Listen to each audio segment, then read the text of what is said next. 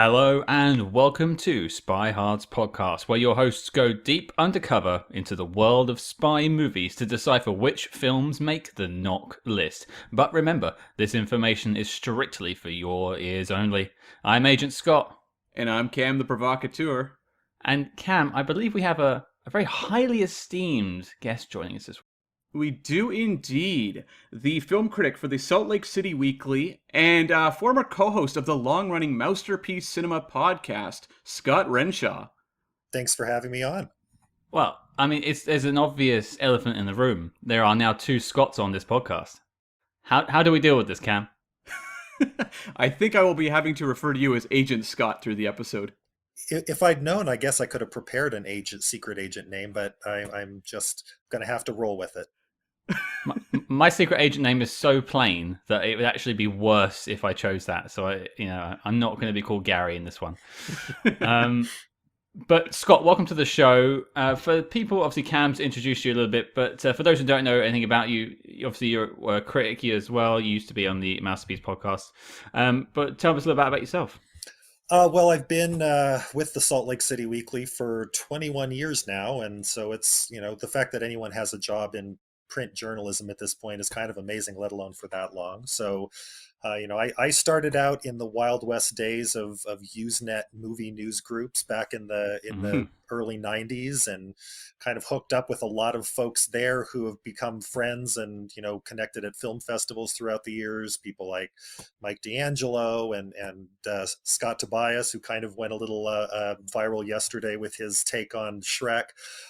Yesterday as we're recording. So, I kind of had the benefit of a time when, the internet was sort of wide open, and that allowed me to kind of get my foot in the door, and the rest is, 20 plus years, almost 30 years of history. And I've always been curious. The Mousterpiece Cinema podcast is ended now. There's a huge archive people should dig into, but how did you get associated with that podcast? I think largely I was a guest a few times for Josh and his previous co-host, and then when that changed and they needed a new co-host, Josh knew that I was also a Disneyphile, that I at that time was in the process of finishing a book on Disney parks fans, and was a kind of a Disneyphile myself, so it just seemed like a good fit, and so we did that together for 3 years, and then Josh just had busy family life that kind of made it necessary to close things down. It was a great run, and I appreciated all that time. It was a really good podcast, and I urge people to check it out. We actually relatively recently on the podcast did the Disney film One of Our Dinosaurs is Missing, which was a nightmare. I wish you guys had done an episode on that, so I would have a support system to lean on after watching that myself. There was never going to be, we were never going to run out of material. Let's just put it that way. No. I feel like I'm still scarred by that movie. Its only redeeming factor is the carcass was in a Star Wars film. But pivoting on, Scott, so spy movies, and that's what we talk about every week. Do you have any particular favorites? Well, I have a few years on you fellas. I don't know exactly how. I won't ask anyone to age themselves, but one of my earlier film memories is I grew up in Central California, in Bakersfield, California, and my family, instead of choosing, everyone would buy this kind of home fireworks and shoot off fireworks, and my dad thought that was a ridiculous waste of money. So he said, we can watch everyone else's fireworks, and instead let's go out on the 4th of July to see a movie. And I always remember that it seemed for many of those years they were James Bond films. So I remember that it was Moonraker in 79. It was The Spy Who Loved Me in 77. So that kind of some of my earliest positive associations, because it was family movie, and we didn't go out to the movies as a family a lot. It just wasn't something we did, and so I have a lot of kind of affection, even knowing how sort of the pendulum swings back and forth on the Roger Moore Bond films. It's going to be hard for me ever to discount kind of the warm fuzzies I get associated with seeing those movies as a kid.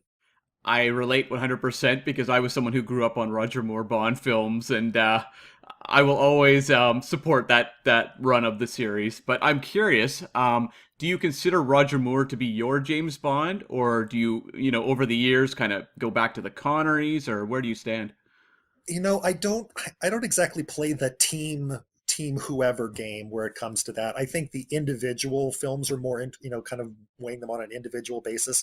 There are a lot of really terrible Roger Moore Bond films, and so it's whether you evaluate that as on him exactly. I don't know. He was a very different kind of Bond than obviously Connery, than obviously any of those who followed him. So um, I like Craig a lot. I think that there's a lot to be said for what he brought to it, and again, that I like movies. I don't play the I'm Team Connery, I'm Team Moore, I'm Team Craig. I just I like the individual movies or don't like them individually. If you're looking at it from that perspective, then could you, if there was one like a desert island Bond film, which one would you pick? I think I probably rewatched them all in sequence most recently, about 5 or 6 years ago. I think at the time it was probably Thunderball. Um, and I don't know if I rewatched them again. You're always in a different place. It's like it's Mm. the old same river twice thing. You're a different person. The world is different. But that just felt like it was sort of, it had found its footing. It had some of those kind of, I don't want to say absurdist exactly, but when it got big, the Bond film, the Roger Moore Bond films got crazy with the scope and the scale, and it hadn't quite gotten there, but it had gotten into some of the more kind of outlandish elements that I kind of enjoyed from the Moore films, while still having a little bit more grounding. So that's probably the closest. Again, although I'm never going to have a harsh word to say about Moonraker, as silly as a lot of that stuff is. Um, he's attempting re-entry is just never going to not be one of my favorite closing lines ever. That's my number one. That is my number one Bond line. I remember hearing that as a kid, and it just sticking, unfortunately. And I don't even think I really understood it as a kid, but I just liked it anyway. Yeah. Apart from Bond, then, is there any other films that stick out to you? What's on your shelf? Well, I mean, it's interesting, largely because of the function of my job. I see a lot of movies in a week, so I don't get a chance to rewatch a lot. Um, I think occasionally when I'll be zipping by on cable, I'll stop with one of the Bourne films occasionally. I think I tend to gravitate aside from my just sort of nostalgic affection for some of the more outlandish, the things that are a little more earthbound. And I hesitate to use the word gritty. That's so overused. It's so played out. But I think I like the stuff that feels like it has real world consequences. So I don't know if that, where that puts any specific titles, but that's something I think in general that I look for is something where I feel that it actually could happen and exists in the world with real humans, and not as some sort of alternate superhero universe. Right. So something maybe along the lines even of like Tinker Tailor Soldier Spy. Yeah, I mean, and I guess there's perhaps a difference between those that you would kind of put more in an espionage category rather than an action spy thriller. So, I mean, those to me feel like almost completely different worlds themselves. But I guess where the this Venn diagram between those two things gets closest is probably where I exist most. A little more espionage-ish, but with just a little bit of that action beat going on too. I was really curious to see if you would surprise us with something like Condor Man or Jumpin' Jack Flash. Or the man with one red shoe, or Exactly. Yeah, that was something, I should say.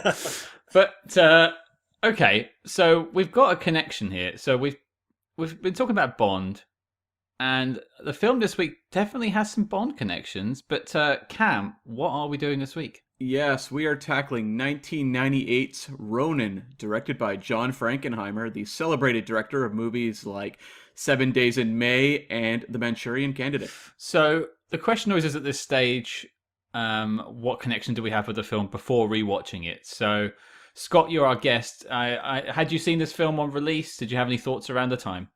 Yeah, and it honestly, this is probably the first time I've rewatched it since I saw it, covering it professionally, back in 1998. So, that's a healthy stretch, and reacquainting myself with, it's always interesting to think about what does stick in your mind, and I, having more than 20 years of distance between myself and the last time I saw it, the car chases were what stuck in my head.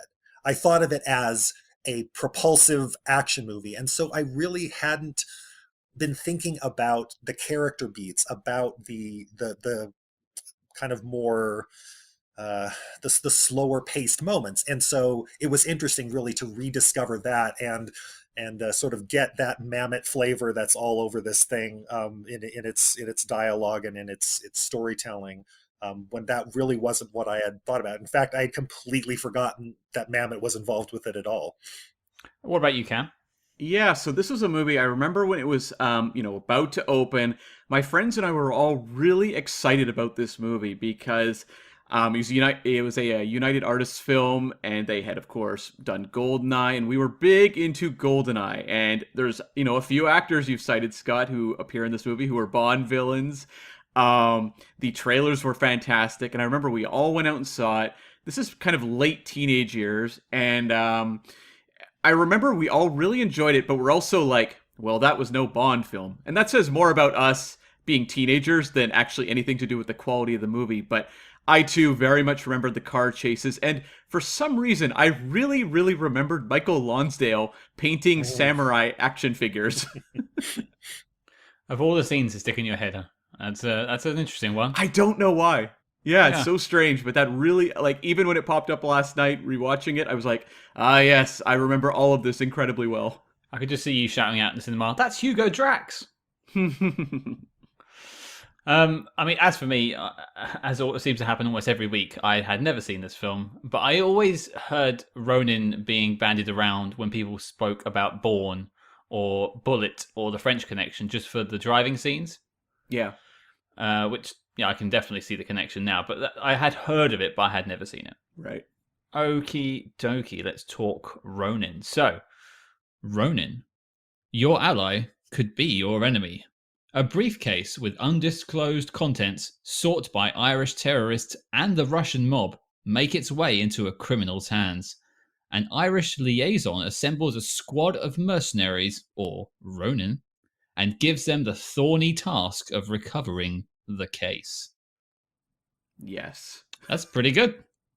Not bad. Not bad. I'd want to watch that film. As far as these things go? Yeah. Well, okay, Cam. What's the background on this film?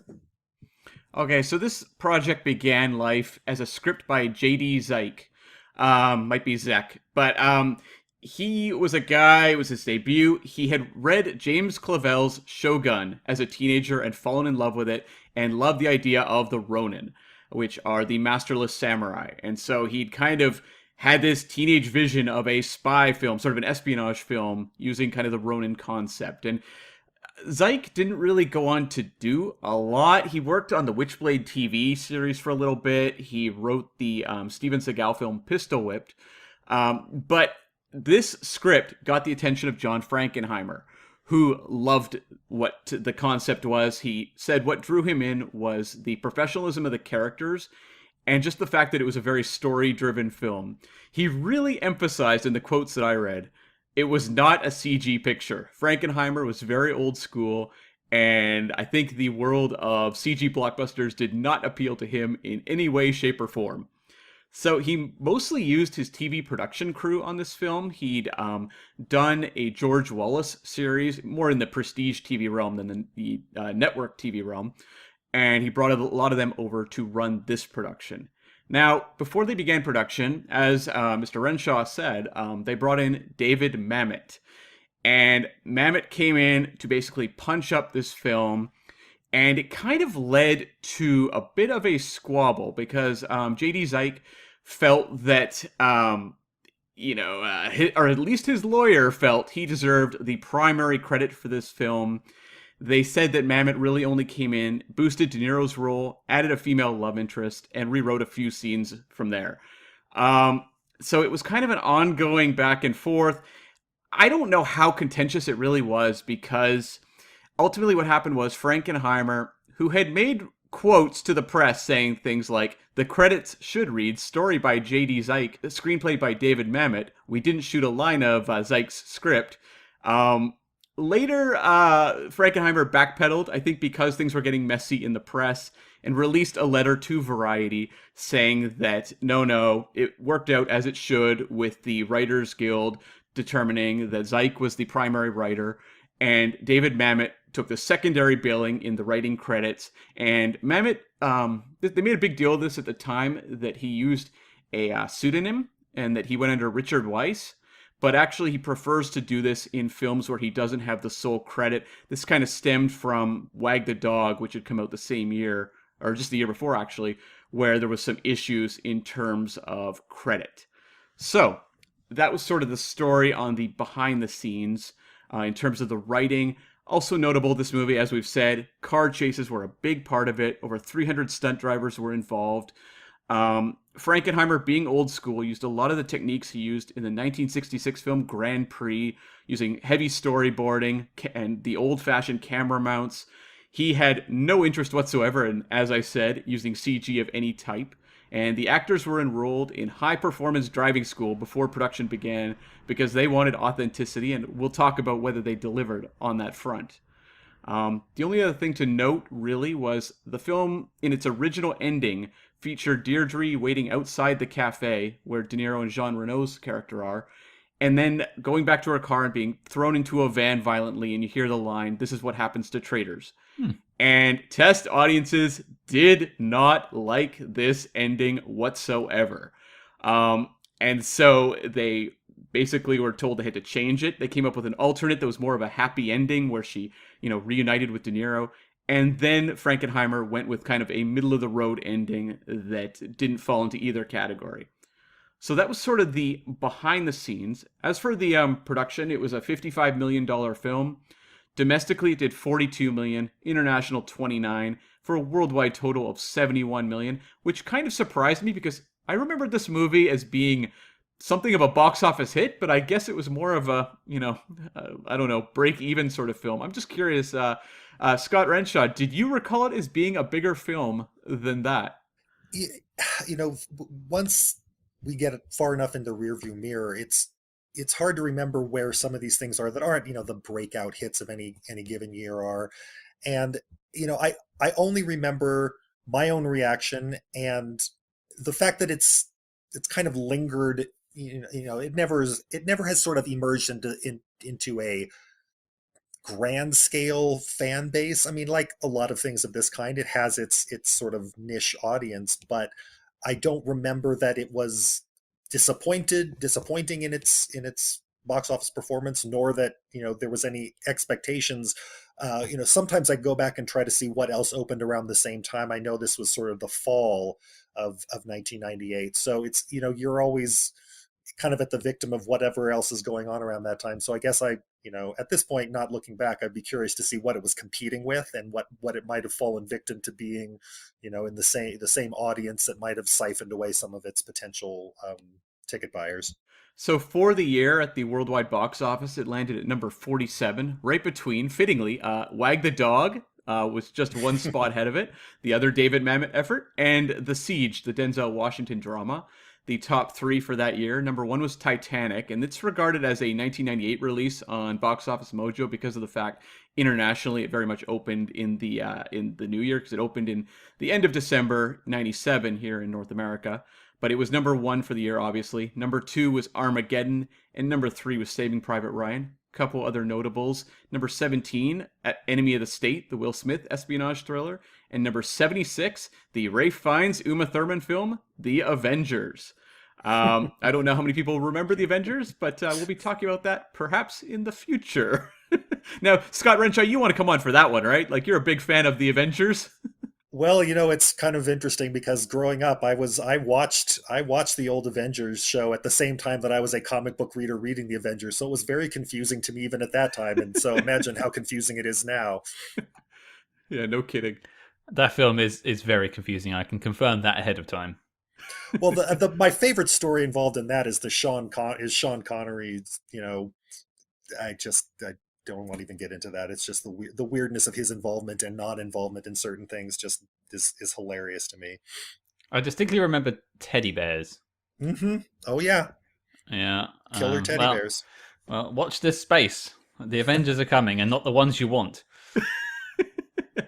And so my final note on this film. This was the penultimate film for John Frankenheimer. He did some TV work as well, but he only put out one more major motion picture to close out his career. And unfortunately, 2 years later, that was Reindeer Games, starring Ben Affleck. And then he passed away in 2002 at the age of 72. But a very distinguished filmmaker with a really interesting filmography, well worth delving into.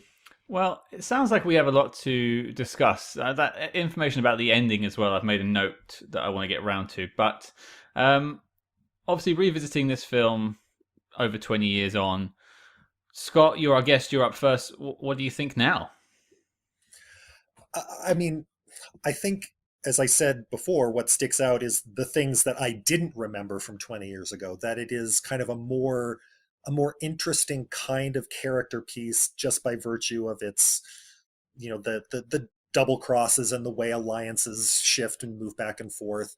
But also, it's there were two things that I wrote down specifically that I don't feel like happens very much in my. First of all, there is so much collateral human damage in this movie. You see civilians getting shot and their cars hit in a way that just doesn't happen anymore. You see if you see a Fast and Furious movie, there are these crazy car chases, but no one is hurt. It is clear that the things that are going on in this world are causing people to be hurt and killed. And so it was just fascinating to think about how that feels like something that just doesn't happen anymore. You can't have, and when it does, when you have something like, the recent Zack Snyder, DC films, and you realize that there's all this collateral damage happening and people go absolutely nuts over it and has to be, addressed in some kind of major way.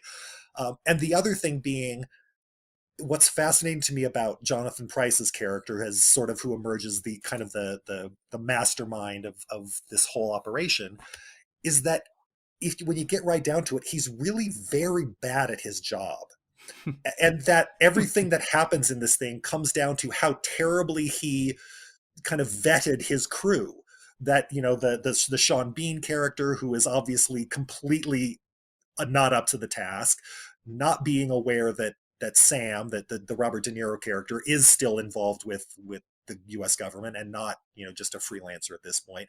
And so again, you're so used to these sort of hyper competent criminal masterminds that you have this guy who's just bollockses the whole thing constantly, and that makes things interesting because he just doesn't know how to put together a team for the job that he needs done. I genuinely appreciate you using the British-ism of bollocksing. That's great to hear. I love it. I wander between worlds. Hey, welcome aboard. But what about you, Cam? What do you think? Yeah, so as I said, when I'd seen this movie originally, I really just remembered, car chases and painting figures. I was really surprised last night rewatching it, how much I got sucked into the world of this film, and that it is very much a movie of behavior.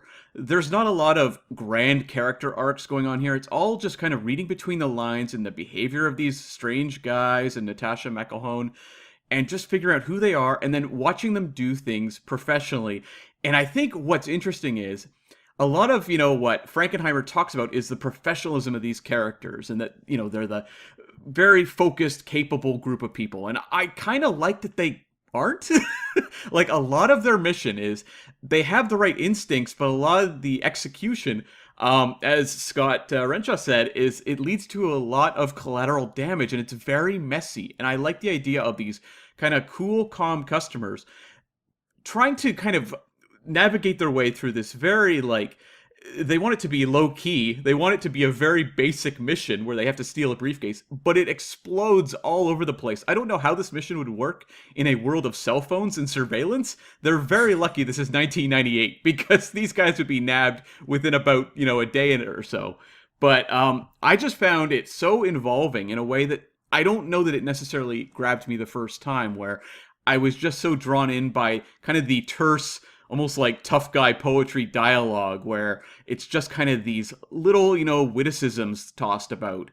And just De Niro's ability to ground this film. I feel like this is probably near the end of De Niro's reign of really grabbing audiences in a film. Like at a certain point, we kind of get to Paycheck De Niro, and we aren't quite there yet. And I was really drawn in just by his charisma as a movie star here and making all of this feel cohesive, even when the plot, I don't even know if the movie cares about plot, so it's almost like, can you criticize a movie that's so determined to be propulsive and just kind of connect the dots? Because it often feels like some of the connections being made are a little thin, but again, so propulsive, I was just sucked in. I suppose, firstly, I have a confession to make to both of you.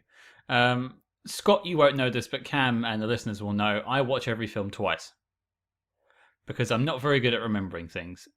I only watched this film once. So I didn't get my second pass, my second analysis to firm up my ideas. So there maybe my thoughts are a little bit more loose on this one. But I felt like this film was between worlds for me. It felt like it wanted to be this propulsive, fast-paced chase movie when the driving sequences were there. And then they would just be stood still and talking, and I had trouble connecting with the film when it stopped. It's almost as if my my need for fulfillment and completion wasn't being met, because it was like I got my adrenaline rush and then it stopped, and then I stopped caring as much. You got performances from De Niro, like you said, Cam, that are fantastic, and I can't knock that. And I would say Sean Bean's character of Spence wins the Uramov Award for sweatiest person. But yeah, I think I struggled to connect with this film, and I struggled to sit through the 2 hours. I think it was potentially slightly too long as well. I don't know, like for me, what draws me in is just the fact these are very enigmatic characters. And so I spend a lot of it wanting to kind of read between the lines of what they're saying and where their allegiances may be, kind of standing from time to time. I was also really surprised revisiting it how much I enjoyed the relationship between Jean Reno and De Niro's characters, and this sort of burgeoning friendship in a world that doesn't reward friendships. I feel like their friendship really developed out of nowhere, though. They just didn't really seem to like each other, and then they were best friends. That's how you and I met, Scott. It's very true. You were offering me a cigarette. It was a strange scenario. And for some reason, it was yellow. Why were the cigarettes yellow? I don't get that. Is it a French thing? Well, I guess I'll make a case for the fact that once it becomes clear that everybody else has their own agenda and is unreliable, that that Sam and Vincent become the only people who think, maybe we're actually professionals who can actually do this. And so it becomes kind of a wartime, we can't trust anybody else, let's at least try to trust each other. Which again, maybe that proves not to be such a wise idea in Vincent's case, because Sam is lying to him the whole time. But that this is something that is forged kind of out of a sense of, if you don't have anybody to have your back, then what have you got? And so when Sam does, redirect that bullet that was intended for Vincent, and when Stellan Skarsgård's character is running them through the arena at Arles, then there's at least something there that he can kind of hang his trust on. Well, this guy took a bullet for me, at least I've got somebody perhaps I can count on. I can buy that angle, at least. I can see where that's coming from. I was definitely invested in Robert De Niro's character, and he is, I would say, the protagonist of this film. Which is tough because he's also operating without the audience knowing his story throughout virtually the entire film. So, it's interesting for the audience surrogate to be someone whose real agenda is not known until the last, 15, 20 minutes. he is an incredibly aloof lead character, which again drew me in. And I don't know that it drew me in as much in 1998, but just the fact that it's a long time before we even really realize he had affiliations with the CIA. It's a lot of him, just saying, "Oh, I just want a job," and basically dismissing any sort of attempt to get into his backstory. And that just made me all the more interested in just watching his behavior and scene to scene and just seeing how his relationships and his reads on these guys works. Like there's a scene where he sets up this little coffee cup trick to, find out what the sort of the reflexes of Stellan Skarsgård's character is. And I found little bits like that really interesting to read into this character, who's obviously a very analytical type. We see off the top, he's hiding a gun outside of the bistro because he wants to be able to escape a place he's not sure about. A lot of it is just all done physically. And De Niro's an actor we look to for a lot of these very, captivating go-for-broke performances and stuff like Raging Bull or Taxi Driver. And to see him playing it so cool here really did draw me into that character. What did you guys think about the scene where he's pretending to be in a couple with Natascha McElhone's character Deirdre, when they're going around the hotel and having the photos taken? That I found that to be a very strange turn for De Niro in the film. When he's all cool, calm, and collected the rest of the time. Again, I think it shows how good he clearly is at what he does. He's trying to set up a scenario where he can take photos without being obvious about it. And I do love the bit where he sets up the sign to fall so that it can, give him a sense for how good these guys are at, dealing with a, potential gunshot or a crisis or an unexpected situation. So there's everything about that scene really sets up. I mean, Cam, you already mentioned some of the other examples, or the example of him trying to set up how he can know who Gregor is, the bit where he sets the coffee cup on the table and backs Sean Bean into it. So there's a lot of that kind of sense of his eye for detail in getting what he wants out of a situation. Yeah, like one of the bits that I really thought was fantastic about that whole scene where he is going into the hotel there to get the photos was just how he kind of plays it as a doofy guy on vacation. Like, it's a character we've seen be so cool and cold and kind of hard as granite. And suddenly he puts on this kind of dorky kind of smile like, "Hey, I'm on vacation. I just want photos with my wife. Keep taking them. This is great." And I kind of enjoy that this character is an actor. And he's playing a role throughout this film. And this is the moment where we get to see him kind of shift the performance style.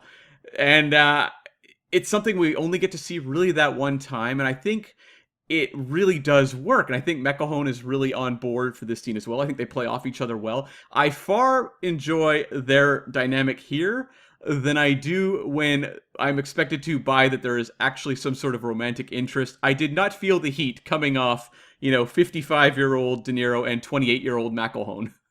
Ooh. No, poor choice. That felt like perhaps the worst choice that was made in the structuring of the film, was to give that any kind of significance.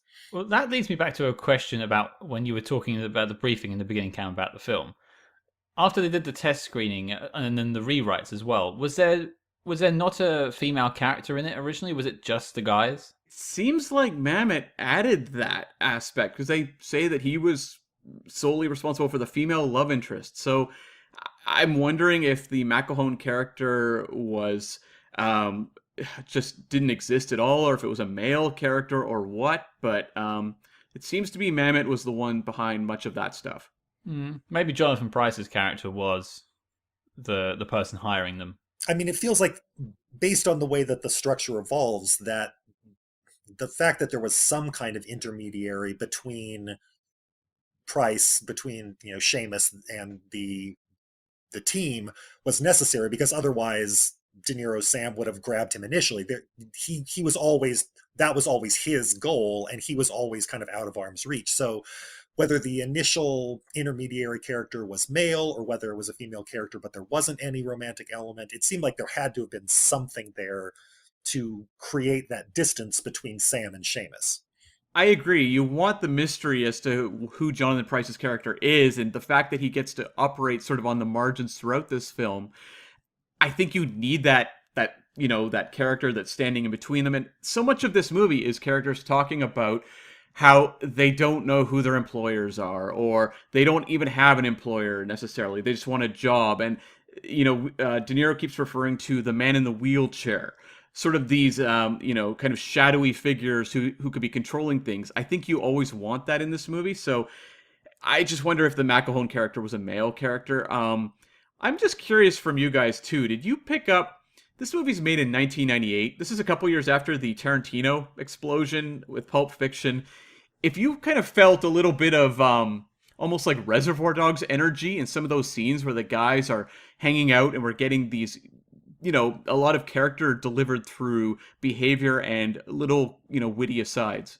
I do remember that being a conversation even at the time, not necessarily even so much with Reservoir Dogs, but with the mystery briefcase being something that's like, oh, they just did that because Pulp Fiction did it. And so, I do remember that kind of being discussed on the periphery, that it felt like this was something that was, kind of being cribbed from a successful film.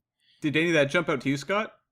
I didn't make the connection, but the briefcase, or not the briefcase, the box, I should say, is something I did want to speak about, because I don't really feel the tension in trying to obtain it. Not that it was De Niro's end goal, but obviously we never even find out what it contains, and it does have that mystery, I suppose, but I suppose I would have liked to have known the stakes of obtaining it.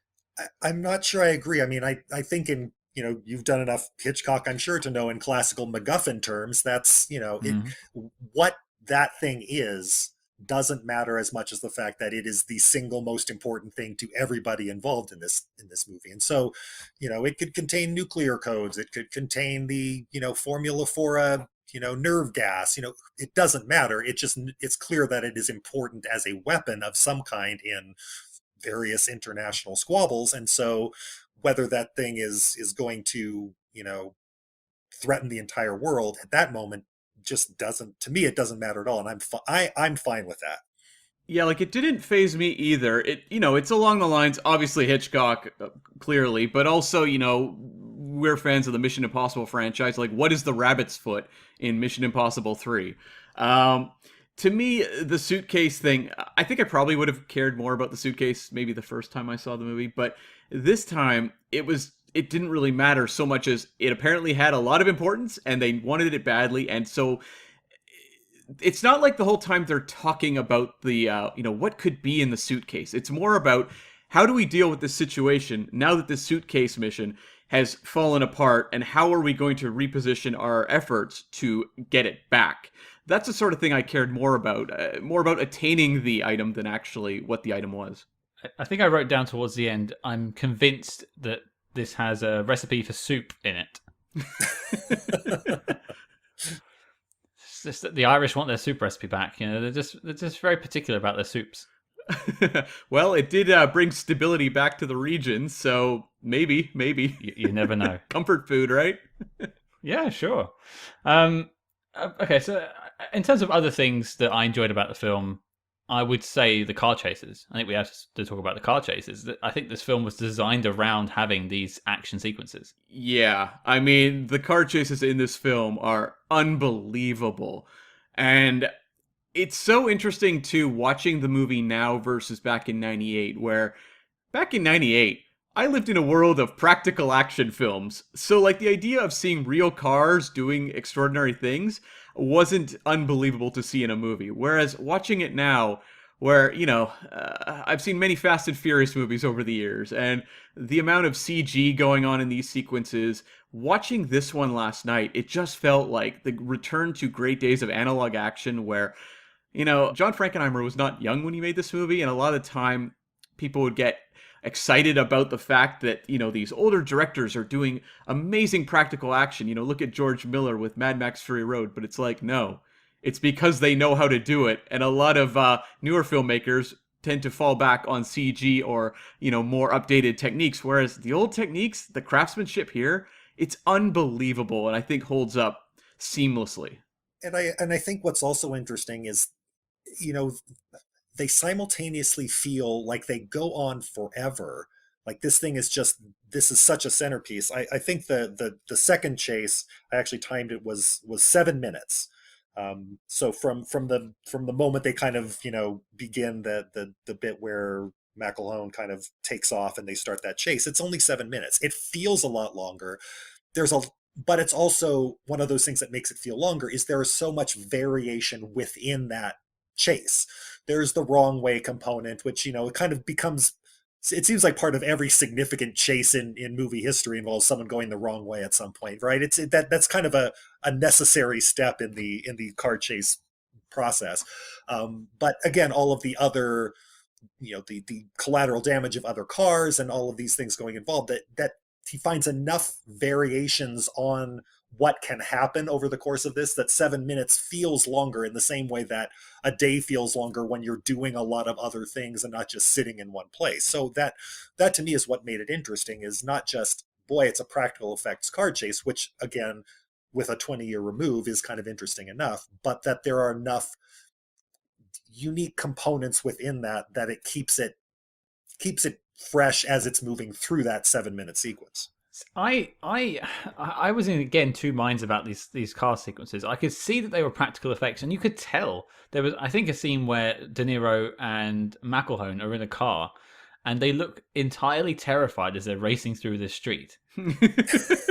I was hoping Cal would say that they had like professional stunt drivers and stuff, but it seems like they did their own driving at certain times, and I can understand. Oh no, they had professional stunt drivers. The cars, I believe, were actually they had them reversed where the steering wheel was. So there were stunt drivers on the right side of the car. I guess the British side of the car, and you had De Niro sitting there, in front of a wheel. I'm sure they did little bits and pieces. I believe Skipp Sudduth, who played Larry in the film, did a lot of his driving. He was very insistent on that, but when it came to the real crazy stuff, they had very highly trained stunt drivers doing that stuff. But were the actors in the car with them being terrified? They were a lot of the time, yeah. Oh, perfect. Yeah, because they definitely got that bit through. I was laughing seeing their faces and their eyeballs just popping out at how fast they were driving. And they look great. But one thing that troubles me is this. I've seen, as Cam said, I've seen plenty of Fast and Furious films. I've seen all the Bourne films recently, and they've all got similar driving sequences. And is this propulsive enough to keep your attention for 7 minutes? And I wonder if it is anymore. Is this enough to fulfill that instant gratification that I crave so much? I mean, it was for me, because what grabbed me was there's a real viciousness to the driving here, where you see a lot of the collateral damage looks very severe. And when I watched some of the Bourne sequences, there's the great chase and supremacy that we've highlighted. It's propulsive for sure, but it also feels like a lot of it, it's a little more clean cut in terms of there's not a lot of collateral damage, there's not a lot of messiness. Whereas here, it felt very real to me in a way that a lot of the others don't. And this movie has a sequence where they're driving under a bridge, very much evoking the French Connection. It should be said, John Frankenheimer directed the French Connection 2, not as fondly remembered as the French Connection, but it's a decent enough film, I suppose. But it feels like it very much is that old school approach to these car chases. I guess it just depends on what your sensibilities are, but it very much worked for me. Yeah, and maybe it is in part because of all that has intervened that it feels like going back to this is kind of a breath of fresh air. It actually also made me want to go back and revisit one of my other, you mentioned, the French Connection and Friedkin. The car chase into Live and Die in LA is one of my and I haven't seen that in many years, and it made me want to go back and see, does that have the same impact, or what does that kind of change my perspective on what has happened over the intervening 20, well, in that case, in To Live and Die in LA, 30 plus years. That's a great movie too. And I do think, like Scott, there is something to what you're saying, where you can look at some older car chases. Like I remember watching Bullet, and that one's famed for its car chase, and being like, well, I don't know if this one holds up as well, but I don't know. There was this Ronin one really did work for me. I remember you saying in our Condor Man episode, of all things to reference, there's quite a prolonged car chase in that. Now, this film had no secret ramp or machine guns or laser guns on the cars, which is fine. But you said that film reminded you of Bullet. Yeah. And you've made the connection on this film now, so I'm kind of scared to watch Bullet. Bullet's a good movie. I'm just saying, like, when it came to the car chase, it was very much built up for me when I saw it, and just compared to other things going on at the time, it didn't grab me as much. I feel like French Connection is a film where the car chase really, really does hold up. I actually watched that movie, rewatched it a couple years ago, and was blown away how successful it still is. Whereas Bullet, not as much so for me. But I do appreciate any attempt you can get, Scott, to remind me of Condor Man, one of the great car chases in cinema. I do think that the location can make a lot of difference. With Bullet, those steep San Francisco hills were a big part of the appeal of that, in addition to kind of being a little bit revolutionary and having the interior, car cameras. So, I think that if you look at the kind of the geography that's being used, if it's not interesting, then I can understand how that doesn't feel quite as visceral if you don't have that same, they're just going through a bunch of freeways and tunnels, and that doesn't have the same impact as, these sort of, you know, looking like you're riding the waves going down, Lombard Street in San Francisco.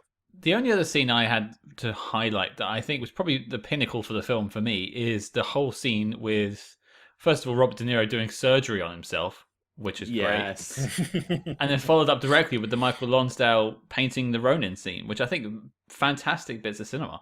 I mean, it's kind of left to Michael Lonsdale to sort of be, it's not exactly the Sir Basil exposition, but it's close. It's I'm going to explain to you now why the significance of the title Ronin is important in this whole thing.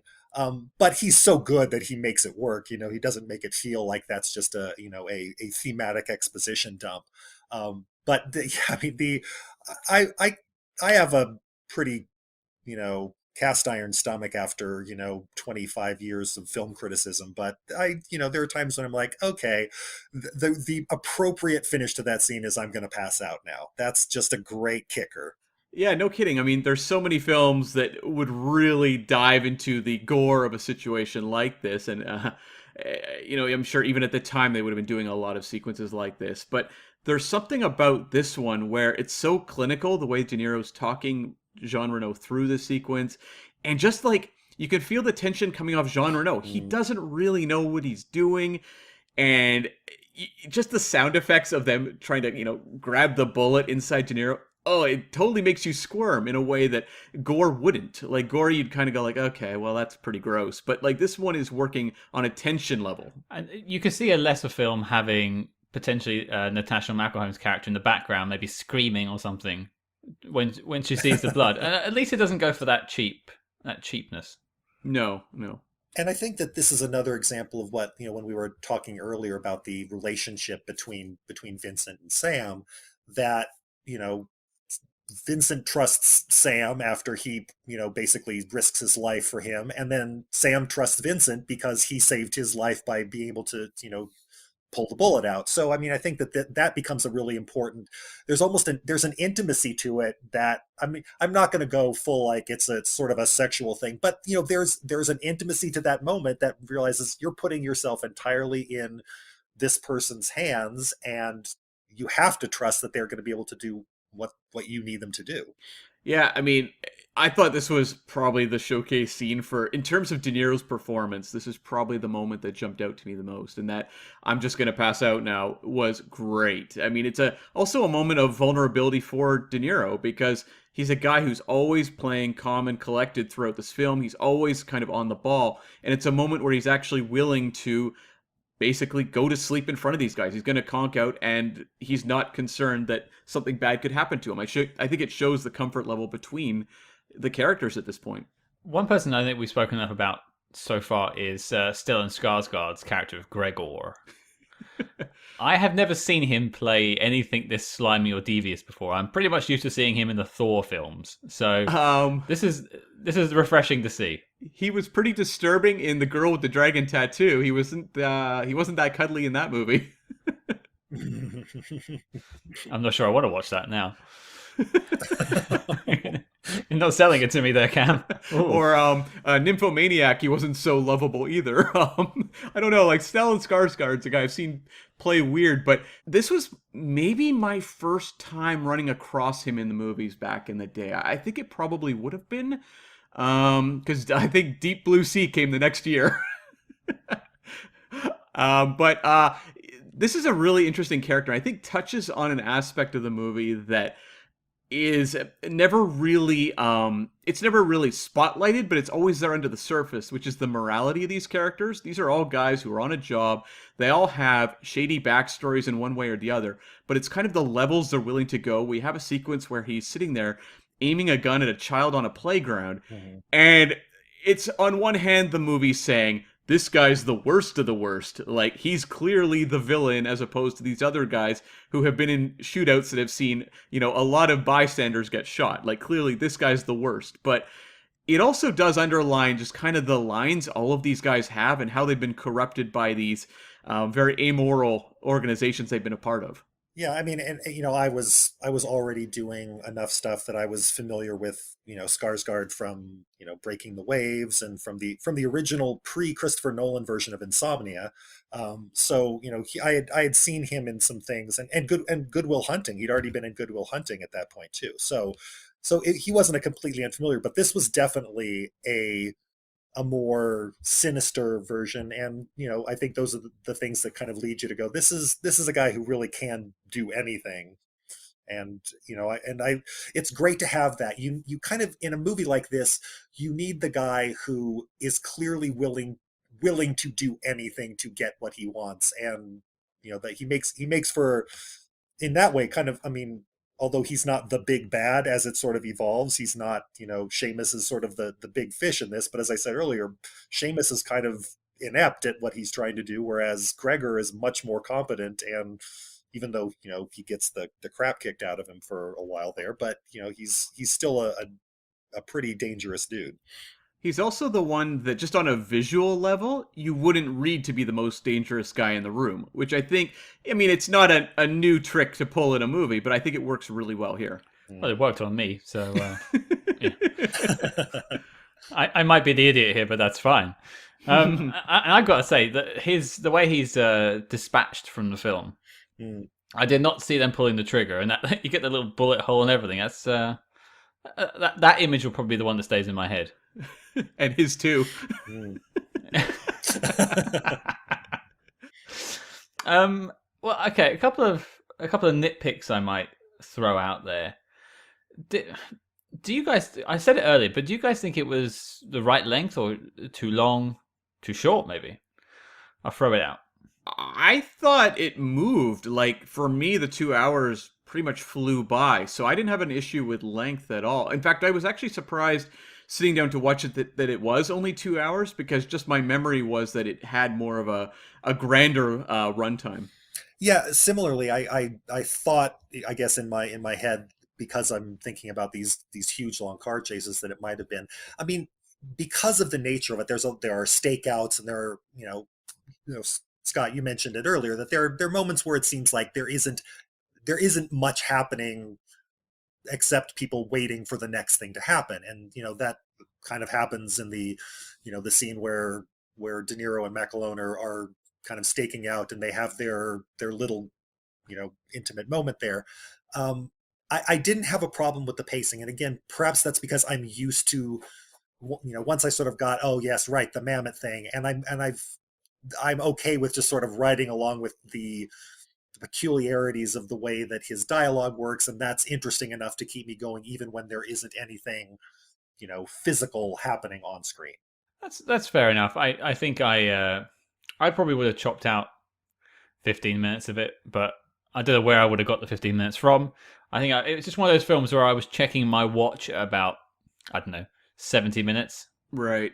I think it's also interesting that this movie comes out in 98, and maybe that doesn't seem particularly interesting, you know, now, like, people just be like, oh sure, it's a 98 movie, whatever. But you think about the fact, like, in 1996, Michael Bay's The Rock comes out and really does change the face of action. You also have a lot of the John Woo stuff coming in. So, like, this movie, even at the time, felt like kind of a throwback to an older era. And I mean, maybe for you now, like, it feels that much older, because even in 98, it felt kind of unique. I agree. I do think that we were beginning an era where that kind of that quick cut, rapid edit version, that Michael Bay style, and all of his, all of the others that were in that, Bruckheimer stable, Tony Scott and a lot of others, that you kind of started to feel that that was the way action movies were going to be made, and that this definitely had a different rhythm, and this was clearly a rhythm that wasn't going to connect with everyone at that point. And didn't, judging from the box office. Like, it was a very, modest to mediocre performer, just in terms of grabbing audiences. So it almost became, I think, more of this kind of unique kind of curiosity for fans of the genre. So I can understand that. I just, I think one of the things for me is it just didn't feel like it earned the 2 hours, and I was not particularly invested. But hey ho, as you say, it's not particularly for everyone. Does anyone know? This is a general question to it. Does anyone know Natascha McElhone's origins? Is she Irish? Because the accent was bugging me the whole time. I remember she was in The Devil's Own, I think, the year before. I would kind of have to go back and look. I believe so, but because it's not, I think it's. She's actually from Surrey, England. Okay, they don't talk like that in Surrey. Yeah, you're the specialist on, Scott, you've got to answer would you say like that this really was a grating accent? You see, for me, I've said many times, I'm an idiot when it comes to recognizing good or bad accents. You can only, to me, something like Kevin Costner in Robin Hood, Prince of Thieves will jump out to me, or Keanu Reeves in Bram Stoker's Dracula. But Natascha McElhone sounded completely fine to me, but that's also just because I do not have the ear for that. It just, for me, it sort of walked the line of a character. Okay. I almost felt like she was going to talk about her pot of gold. But as you say, Cam, I'm not really local. London is nowhere near Ireland, but I hear the accents more often, I suppose. Well, how was Jonathan Pryce's accent for you? Somehow that worked. And even though I'm more used to seeing him in, as we mentioned earlier, Jumpin' Jack Flash, or Tomorrow Never Dies, with a British accent or an American accent, that one didn't seem to rub me up the wrong way. It seemed fine, but maybe that's just because he's been acting longer. He was a stage actor for a long time as well. Perhaps he's just a bit more used to doing accents. Yeah, like either one worked for me. They didn't pull me out of the movie at all. I didn't really have an issue in that regard across the board, but I was also curious.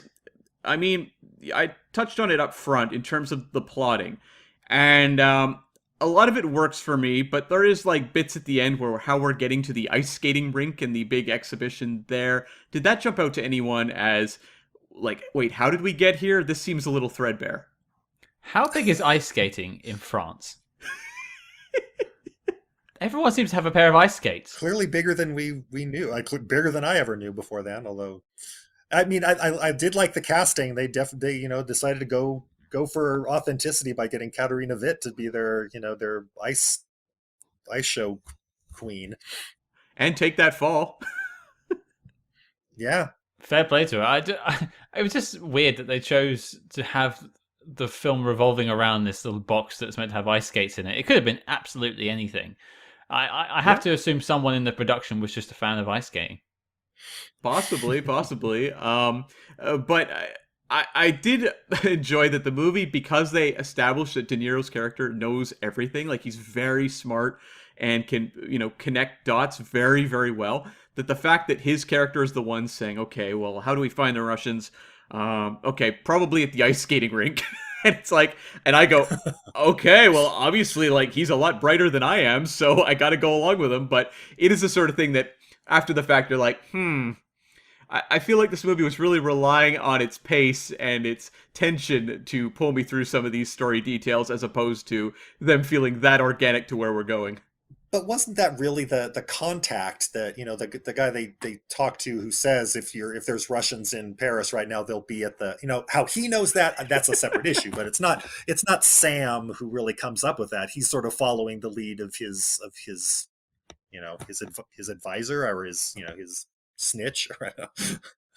Maybe it's just a case of they were getting towards the end of the film and like, hey, we need to have these character scenes and let's just connect them really quickly. Oh, I guess Sam knows it. Okay, fine. But it's also like, let's get to the fireworks factory. Let's not draw this out too long. And I think it works. I don't need an extra 5 minutes of them delving into the history of ice skating popularity with Russians occupying France. Wow, I thought using the fireworks factory was just something Josh and I did all the time, but I'm glad to see that it still has cultural You currency. have wormed your way into my brain, apparently. I guess so. The only other thing I was going to point out is obviously some of the films we pick are potentially spy adjacent or barely a spy film at all. I'm looking at you, Men in Black International. Um, I'd had trouble understanding the spy plot until the CIA element comes out much later on in the film. But even at that point, I think it's quite loose. How can we justify this as a spy film? I would say, like, the fact that it reminded me a little bit of Where Eagles Dare, which we did a while back, where we really don't know what's going on throughout throughout the film until Richard Burton reveals himself to be an intelligence agent, and this whole thing is a double, no triple, no quadruple cross kind of scenario. For this movie, you're right. Like, a lot of it does play like a heist film, or in some ways a crime film. But it's the reveal ultimately that this was entirely a spy mission on the part of De Niro to essentially help stabilize Ireland. I think that does make it a spy film. We're actually seeing a guy on a spy mission throughout the course of this film. I don't know that I can add much to that. I think that's exactly the case, and it's a very unique case because it's something where an undercover operative is so good at being undercover that we in the audience don't know that he's undercover until he lets us know. So, that I guess alone should qualify it. It's like, wow, this is a great undercover spy movie because it's about an undercover spy who fools us too. And there's like little tricks he has throughout the movie that draw attention to this, like where he's like taking his notes on newspapers and things like that. Like, they very much underscore that this guy has some sort of background that's unconventional and seems based in a intelligence world. I think of all the films I probably should have watched twice. This was one of them. I sat through Men in Black International twice. I sat Good through the Lord. Charlie's Angels pilot twice Good Lord. for this podcast. But this film, you're both sitting there, smoking your cigarettes, going, "Yeah, second viewing, it all just made sense." I'm just here like To be fair, scratching. it was like 20 plus years between viewings for me, so don't credit me that much for my initial viewing. Same. I will give you all the credit in the world. For me, it's like I've got little notes on the wall and they're like pinned with bits of string going between them, trying to figure out the plot of this film. And it isn't that deep of a plot. I'm just that dumb of a person. Maybe you'll figure out the Zodiac killer along the way. Anything is possible.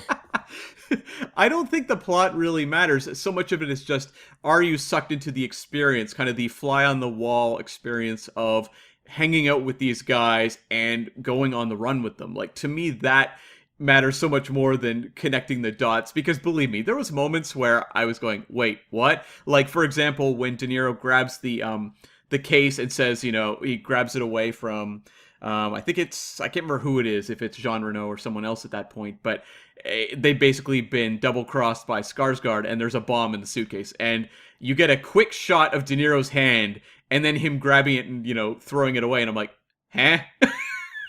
I had to rewind that bit. I'll admit, I had to rewind that. And obviously, people didn't have that option in the cinemas. So I could see that confusing some people. I mean, they do touch on it later, and it all makes sense, but it's the type of thing that in the moment, you just need to know they've been double-crossed, and that's the situation. For me, it works on that level because I've been drawn so into the world. Well, I suppose I'll throw it out to sort of any other notes, any standout performances. One thing I've written down, and this is a question to anyone that's been to France or happens to know French culture. I've never seen it, but I wonder if all bars in France have boiled eggs. Did anyone see that? I cannot speak to that. I cannot speak to that. I mean, if you come to England in a pub, you'll generally find little bowls of nuts because that makes you thirsty and you have more drinks. That kind of makes sense. I think they do the same in America from what I've seen. Right. There's always been pickled eggs at Moe's Tavern in The Simpsons, so maybe that's the same thing. It gets you thirsty. Yeah, but boiled eggs, you got to like uncrack these ones and everything. You got to do all the work. I could just see the floor is just scattered with eggshell. Guy at the end of the night sweeping up eggshells. It just seems like a weird choice. Listeners in France, let me know. Do you have boiled eggs everywhere? I don't know.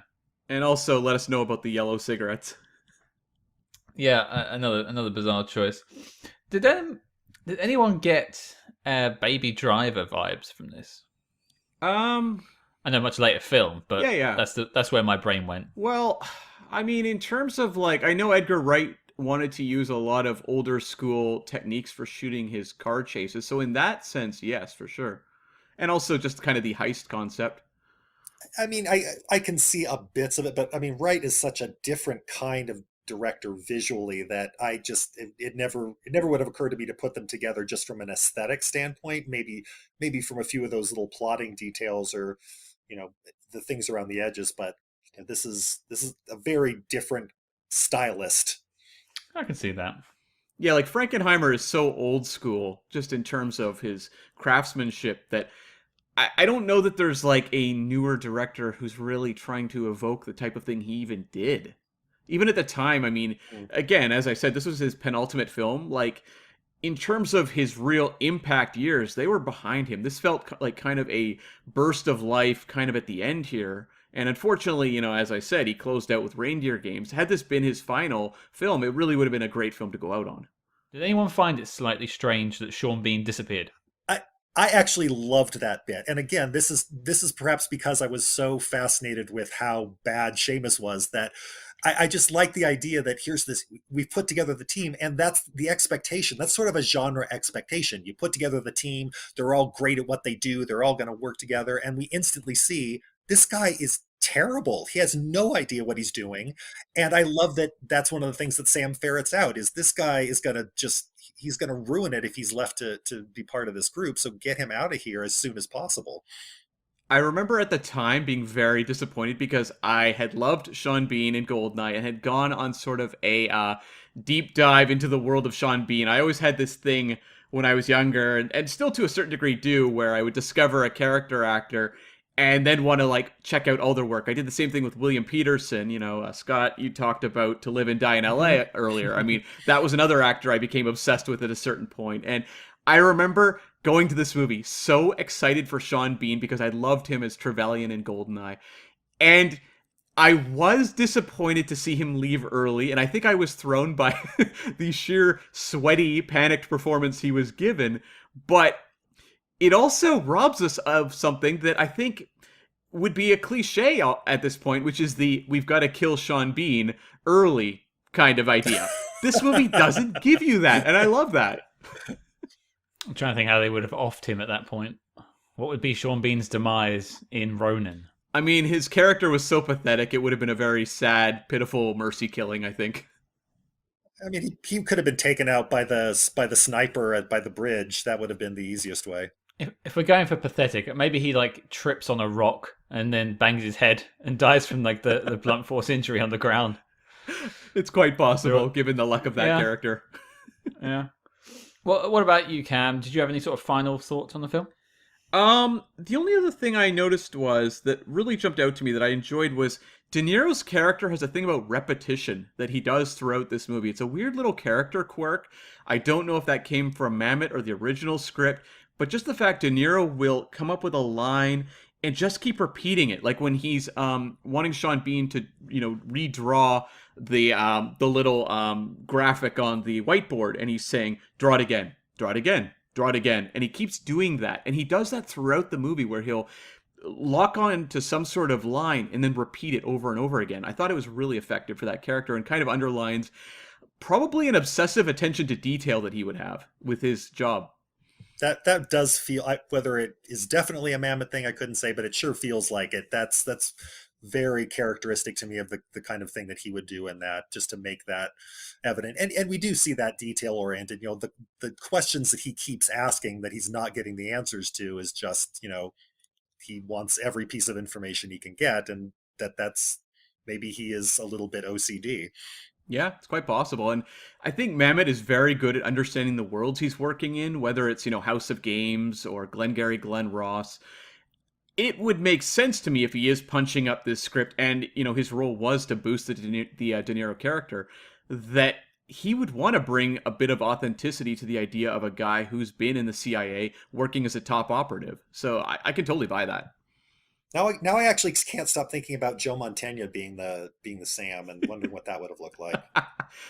Could have worked. Could have worked for sure. I mean, I think De Niro is the one that gets this movie, greenlit and put on Yes, many thousands of sure. movie screens. I don't know that Joe Mantegna would have done that, but it would have been a very interesting indie film with much smaller car chases.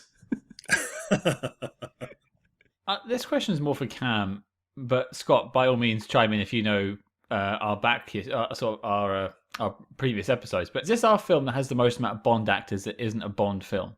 I think so because you've got obviously Michael Lonsdale, Jonathan Pryce, and Sean Bean. I think it might. Yeah. All I can say is that's delicious. Mm. Okay. Well, what about you, Scott? Any sort of final thoughts on the film? Again, there's just that interesting revelation, and this is one of the reasons I wish I could rewatch films more often, because you're always going to discover something different, and especially after this much time. Just to think that it's perhaps more interesting. It certainly seems to be more interesting to me than it does to you, Scott, as a just a character piece, because that stuff did work for me.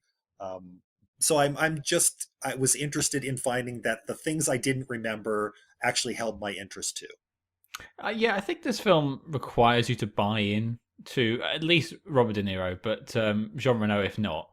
And I don't know if I was really on board for it, and that's probably what held me back. But I'm glad you both enjoyed it.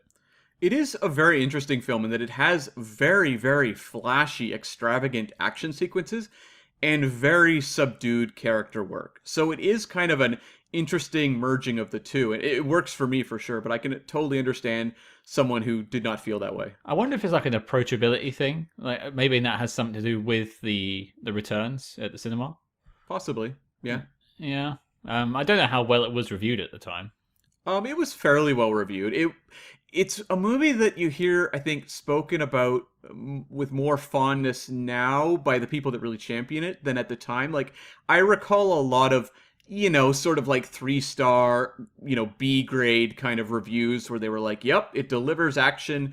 But I don't think they were really I don't know that they were talking about the character work as much back then. It felt like it was more about John Frankenheimer making a really, kind of ripping action film. Well, I guess that brings us on beautifully to the knock list. Now, Cam, as we have Scott as a guest, just could you briefly explain for Scott and the listeners just about what the knock list is? Yes, the knock list is the pantheon of the all-time great spy films for the SpyHards podcast. Essentially, what the knock list is if someone came to you and is like, I want a list of all killer, no filler spy films, you could give them the knock list and they would walk away happy and not be disappointed with a single entry. And yeah, we've done close to 50 films at this point, and I think only about 15 have made it. Yeah, that's right. I mean, Men in Black International didn't make it on. Spoiler for that episode. I think everyone knew going into it, but hey, it was a journey nonetheless. But okay, so question time. Is Ronin making the knock list? Scott, you're our guest, and you get first vote. Is it making the list or not for you?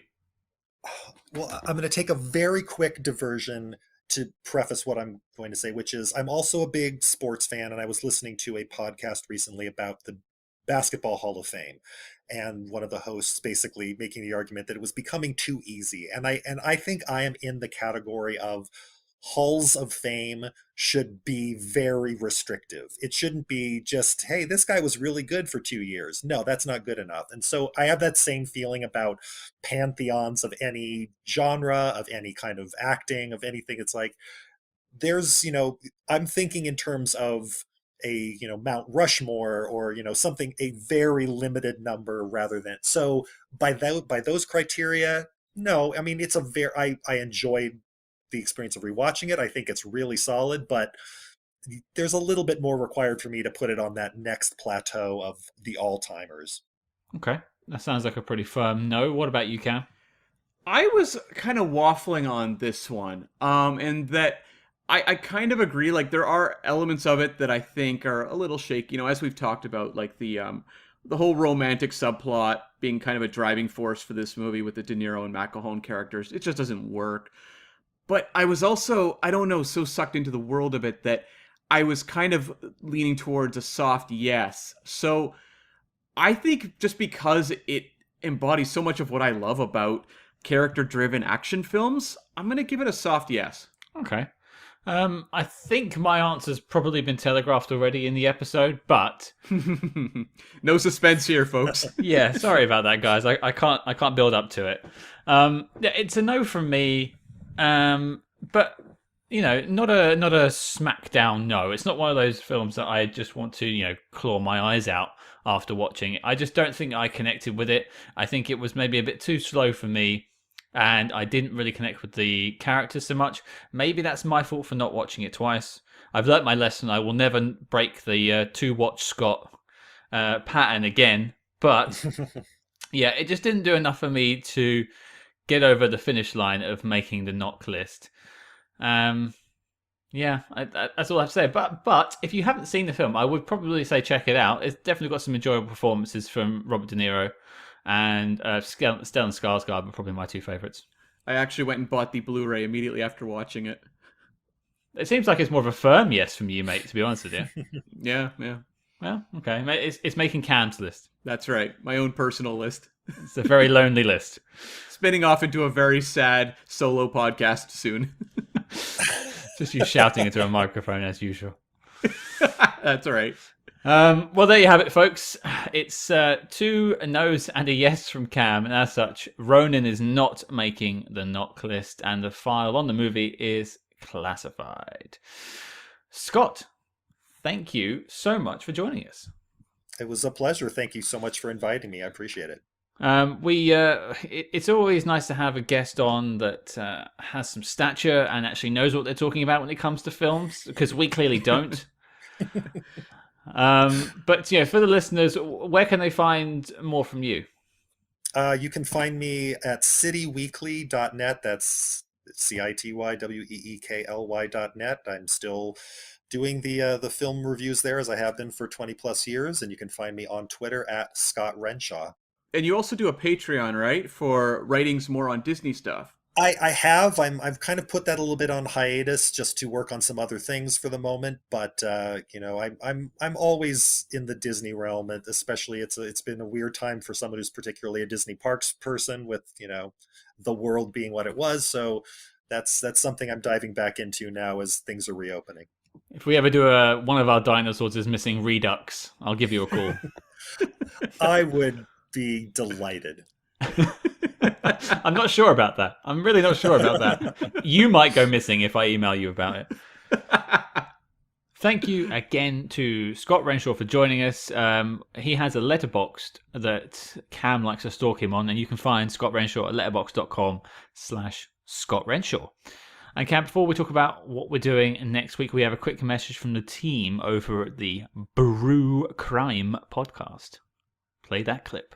This is Brew Crime, a craft beer and true crime podcast. I'm Mike. I'm Beck. And I'm Nina. And we're your hosts. We pair a true crime story with a craft beer. That Nina will probably hate. Yeah, probably. Whatever. You can find our show on all your favorite podcast apps, and if you can't find it, contact us and we'll try and change that. We can be found at brewcrime.com or on all social media platforms at brewcrime. Join us as we discuss the horrible crimes that surround us and try not to giggle.